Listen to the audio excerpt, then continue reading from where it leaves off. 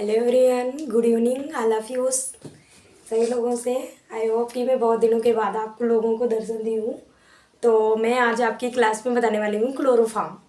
हम कैसे क्लोरोफॉर्म बनाते हैं इसके बारे में मैं बताऊँगी कि क्लोरोफॉर्म क्या है, इसकी संरचना क्या है और इसका सूत्र क्या होता है, कैसे हम इसको बनाएंगे।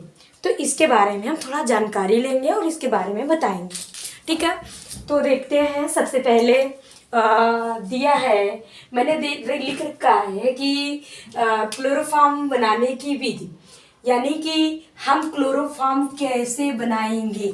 तो क्लोरोफॉर्म बनाने से पहले मैं इसके बारे में जान लेती हूँ कि इसका सूत्र क्या होता है। क्लोरोफॉर्म का सूत्र क्या होता है? तो क्लोरोफॉर्म का सूत्र होता है बेटा CHCl3। अगर इसकी बात करें तो इसकी श्रेणी किस में आती है? हैलोफॉर्म में। किस में आती है? हैलोफॉर्म में। अगर कहा जाए कि हैलोफॉर्म क्या है, तो बेटा क्या है हैलोफॉर्म? जिस कार्बन और हाइड्रोजन बॉन्ड के साथ में यदि हैलोजन के परमाणु 3 अणुओं से जुड़े होते हैं, उन्हें हम हैलोफॉर्म कहते हैं। जैसे कि इसको हम प्रदर्शित करते हैं CHX3, यानी कि हैलोफॉर्म का सूत्र क्या बन गया? CHX3, क्योंकि यहाँ पे क्या है? X3 है। X3 का मतलब ये है कि यहाँ पे हैलोजन परमाणु क्या है? हैलोजन परमाणु। अब हम क्या जानते हैं कि यदि हम X के स्थान में परिवर्तन कर दें, कहने का मतलब यह है कि यदि मैं X के स्थान में परिवर्तन कर दूं, कोई भी हैलोजन परमाणु रख दूं, जैसा कि मैंने बताया है कि क्लोरीन, ब्रोमीन, आयोडीन, फ्लोरीन, यदि हम Cl, Br, IF इनको रख देते हैं तो इसी प्रकार ये दे देते हैं, ये बना देते हैं, जैसे कि CHCl3 जिसका नाम है क्लोरोफॉर्म। इसके बाद हम आते हैं CHBr3। अब इसका नाम क्या हो जाएगा? X के स्थान पे ही तो चेंज किया हमने, जैसे कि मैंने दिया कि CHBr3, तो इसका नाम है बेटा ब्रोमोफॉर्म। क्या नेम है? ब्रोमोफॉर्म। अब इसी के स्थान पे यदि मैं परिवर्तन कर दूं तो इसका नाम CHI3। अब मैं इसके स्थान पे फिर से रख दी, यानी कि X के स्थान पे हम जैसे जैसे रखते जाएंगे वैसे वैसे उनमें नाम फॉर्म लगाते जाएंगे। जैसे कि मैंने लगा दिया CHI3, अब इसका नेम क्या हो जाएगा? आयोडोफॉर्म। क्या नेम हो गया? आयोडोफॉर्म। इस प्रकार से हैलोफॉर्म हम बना सकते हैं। जिस प्रकार से क्लोरोफॉर्म बना है, उसी प्रकार से ब्रोमोफॉर्म, उसी प्रकार से आयोडोफॉर्म। क्या ये बात सभी लोगों की समझ में आ गई है? चलिए आगे बढ़ते हैं। अब आगे बढ़ेंगे।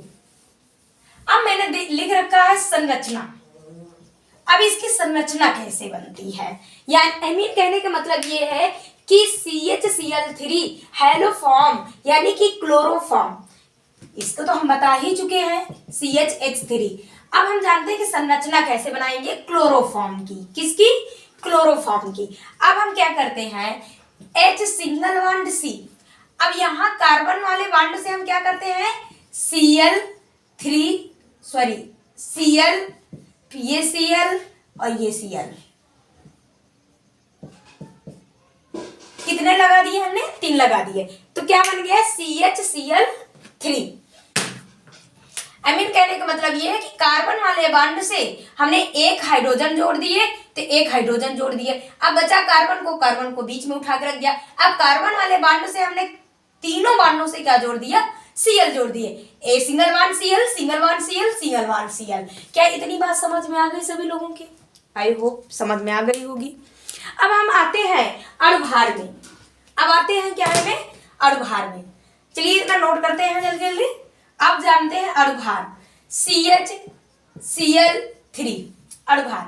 देखिए अणुभार निकालने में आपको सभी को पता है कि हम परमाणु भार के अनुसार ही अणुभार निकालते हैं।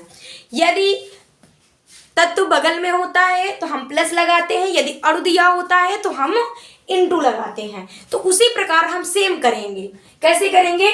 जैसे यहाँ पे दिया है कार्बन, तो कार्बन का परमाणु भार कितना होता है? 12। अब हम आगे बढ़ेंगे, तो आगे जब बढ़ते हैं तो हाइड्रोजन का परमाणु भार कितना होता है? 1। तो ये क्या हो जाएगा आगे प्लस कार्बन। अब यहाँ पे आ जाते हैं, जैसे ये दिया है Cl का परमाणु भार होता है 35.5। क्या होता है बेटा? 35.5। आगे हम बढ़ेंगे, जैसे हमने दिया 35.5 इंटू 3 इसलिए लिखेंगे क्योंकि अणु कितना दिया है?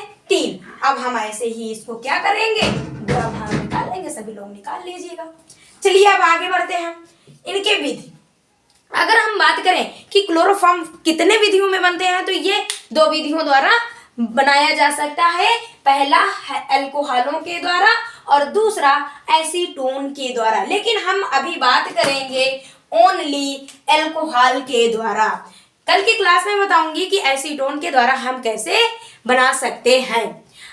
ठीक है बेटा, आगे बढ़ते हैं।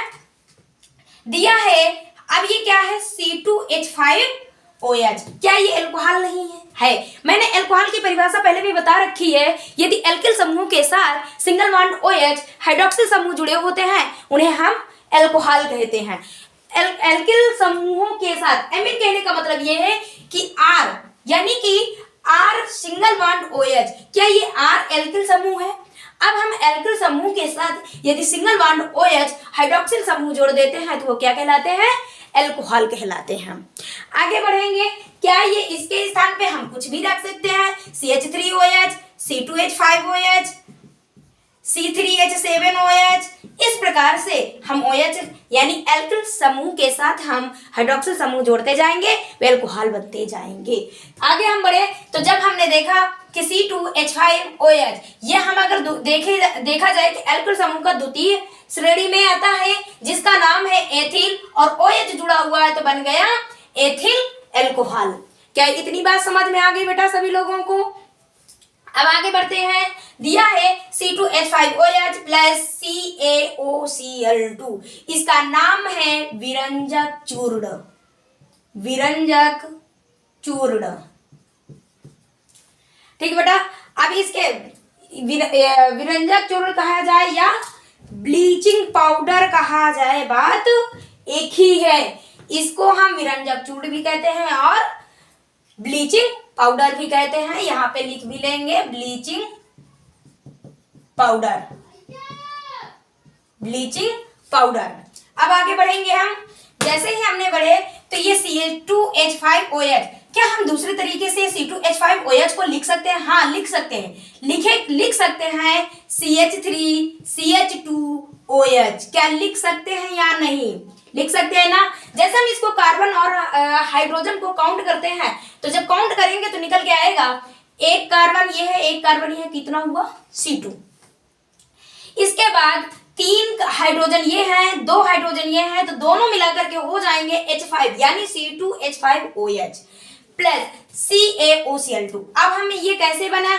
ये बना कैसे? जो लिखा हुआ CH3CHO, जब हम अल्कोहलों की अभिक्रिया ब्लीचिंग पाउडर के साथ अभिक्रिया कराते हैं तो एल्डिहाइड देते हैं। क्या देते हैं? एल्डिहाइड में समूह दिया है एस्टल्डिहाइड, लेकिन ये बना कैसे है हम ये देखेंगे।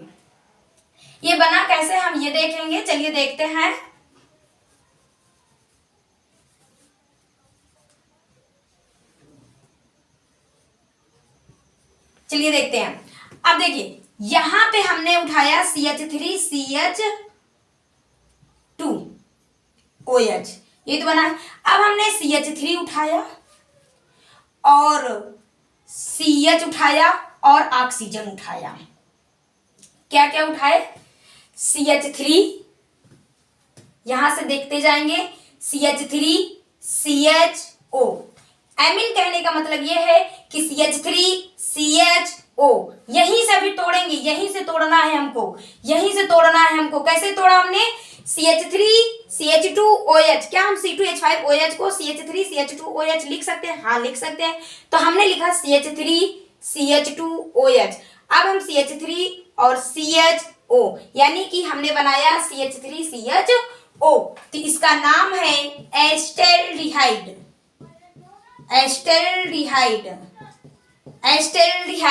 बना लिए। अब बचा क्या है? यहाँ का हाइड्रोजन, ये दोनों हाइड्रोजन हो गए, क्योंकि एक ही हाइड्रोजन लिए थे, तो यहाँ पे बचा है अभी H2O, क्योंकि ये ऑक्सीजन बचा हुआ, एक ऑक्सीजन इसमें प्रयुक्त कर चुके हैं और एक ऑक्सीजन बचा हुआ है, तो हमने निकाल लिया H2O। पहला समीकरण कंप्लीट हो गए, क्योंकि क्लोरोफॉर्म 3 पदों में बनती है अल्कोहलों के द्वारा। अब हमने क्या किया कि ये जो बना हुआ है इसी को उठा करके जस्ट इधर लेकर आएंगे। जब इधर लेकर आएंगे तो ये बना CH3CHO प्लस 6COCl2। जब हम CH3CHO को अभी ये नहीं देखते हैं, ये बराबर करने में लगाते हैं, लेकिन हम अभी इसको उठाएंगे और CaOCl2 को उठाएंगे, पुनः फिर से ब्लीचिंग पाउडर के साथ अभिक्रिया होगी। तो यहां से हमने एस्टल्डिहाइड को उठाया, एस्टल्डिहाइड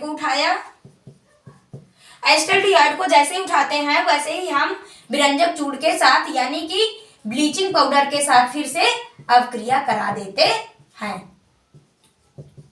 जब अभिक्रिया कराते हैं तो ये जो हाइड्रोजन है इसका स्थान जो है ये CCl3CHO ले लेता है। CCl3CHO।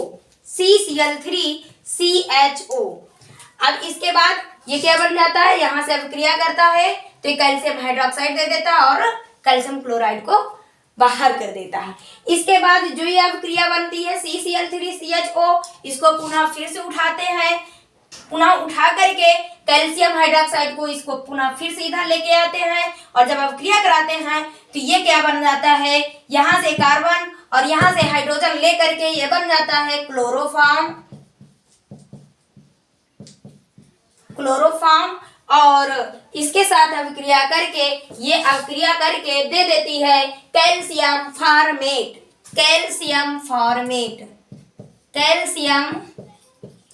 फॉर्मेट। ठीक है बेटा, अगर मेरी क्लास आपको अच्छी लगी हो, समझ में आया हो, तो मेरी क्लास को सब्सक्राइब करिएगा, लाइक करिएगा, कमेंट करके जरूर बताइएगा कि मेरी क्लास आपको कैसे लगी। धन्यवाद।